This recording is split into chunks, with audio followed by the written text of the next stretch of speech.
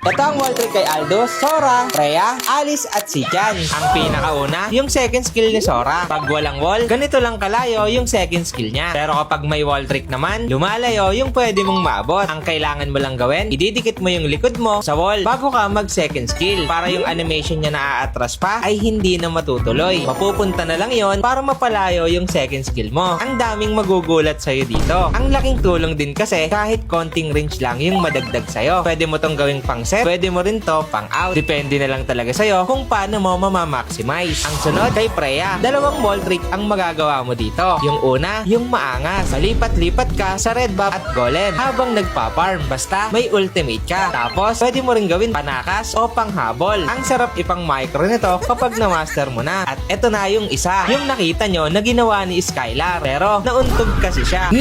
Nagkamali ata siya ng tutok dito. Kaya naman, yung ultimate niya ay nag-stay lang dun sa harapan niya mismo. Dito kasi dapat tinututok. Igigilid mo talaga hanggang sa mapektusan. At yung ultimate mo ay pupunta na sa kabilang bato. Mas mabibigla sila kapag nagagawa mo na to. At magagamit mo pa yung spell mo kapag nakalayo pa sa'yo. Ang pangatlo, ang pangbansang hero na si Aldous. Ang ultimate kasi ni Aldous ay mapapaatras ka kapag nakalapit na siya sa'yo. At para maiwasan mo yung full stack na kalto, ito ang wall trick ko para sa'yo. Didikit ka lang sa pinakamalapit na bato na pwede mong pag-atrasan para mawala yung impact na aatras ka at mas madali mong maiilagan yung first skill na kaltok sa'yo. Basta kailangan naka-top boots ka para mabawasan talaga yung crowd control na nabibigay niya at mas madalas mo na mapagana. Sunod kay Alice, dalawang trick na pwede mong gamitin. Yung una, basta nasa edge ng bato yung first skill mo, tatalon ka na niyan sa kabilang wall. Pangalawa naman, basta lagpas na sa kalahati ng wall, tatagos ka na sa unahang bato. Panoorin mo tong mga ginawa ko. Tinututok ko lang sa mga makakapal na wall. Tapos, pag ramdam ko na nalagpas na sa half, click ko na yung first skill ko. Natagos na ako sa mga bato. Mas madali kang makakahabol at mas madali ka rin na makakatakas kapag ginagawa mo na to. At ang panglima ay si Jan, yung second skill. Mas magagamit mo to pang check bush sa mga pupuntahan mo. Ang layo kasi nang naaabot ng second skill. Basta mapapatalon mo lang sa dulo ng bato. Para ka lang nag-aalis dito. Para alam mo din kung may kalaban o wala. Mas magiging safe ka at makakapagbigay ka agad ng info bukod sa ultimate mo. At yun lang. Sana may natutunan kayo. Sana makatulong.